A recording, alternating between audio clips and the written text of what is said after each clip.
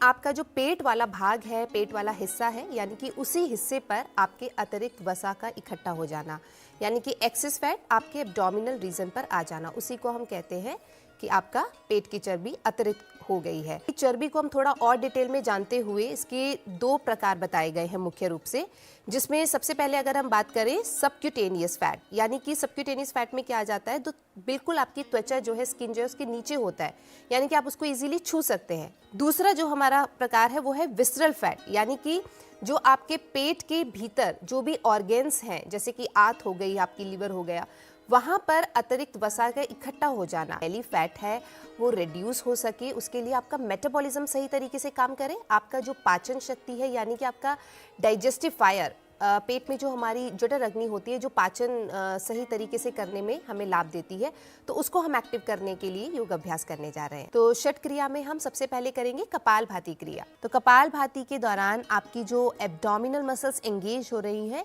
ये आपके पाचन शक्ति को, एब्डोमिनल मसल्स को भी स्ट्रेंथन करेंगी और आपको बहुत लाभ देंगी पेट की चर्बी को कम करने में। तो हम कुछ क्रिया का अभ्यास करने जा रहे हैं, लूजनिंग प्रैक्टिसेस, जिसमें हम करेंगे जंघा शक्ति विकासक क्रिया। तो अपनी ऊर्जा को बेहतर करने के लिए, पाचन शक्ति की ऊर्जा को बेहतर करने के लिए हम सूर्य नमस्कार का अभ्यास करेंगे, ताकि आपको इस समस्या से निदान मिल सके।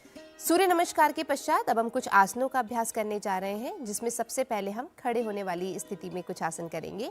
तो सर्वप्रथम हम करेंगे परिवृत्त त्रिकोणासन। अब हम अपनी अगली श्रेणी यानी कि बैठकर किए जाने वाले आसनों में करेंगे वज्रासन का अभ्यास। हर एक अभ्यास को आपको कम से कम 30 सेकंड 20 सेकंड जरूर होल्ड करना है, तभी आप इनके लाभ ले पाएंगे। आगे की ओर बढ़ते हुए अगला अभ्यास अब हम करेंगे नौका आसन का। तो नौका आसन से भी हमारे कोर मसल्स जो स्ट्रेंथन होती है और आपकी पाचन शक्ति बेहतर होती है, तो बहुत ही लाभकारी अभ्यास है नौका आसन भी आपका। अब इसी श्रेणी में हम आगे की ओर बढ़ेंगे बैठकर किए जाने वाले आसन में अर्ध मत्स्येंद्रासन की ओर। पेट के बल किए जाने वाले आसनों में सर्वप्रथम हम करेंगे धनुरासन का अभ्यास। धनुर यानी कि धनुष की भांति, लाइक अ बो, जैसे कि एक धनुष की आकृति होती है, हम शरीर की आकृति धारण करेंगे। अगला जो हमारा आसन है यानी कि उत्तान पादासन। इसी श्रेणी में अगला अभ्यास हम करेंगे पवन मुक्तासन का। इसी श्रेणी में हमारा अगला अभ्यास है सेतु बंधासन। अब अंतिम अभ्यास हम प्राणायाम का करेंगे। तो प्राणायाम के लिए सर्वप्रथम हम करने जा रहे हैं भ्रामरी प्राणायाम। अब हम अगले प्राणायाम यानी कि नाड़ी शोधन प्राणायाम का अभ्यास करेंगे।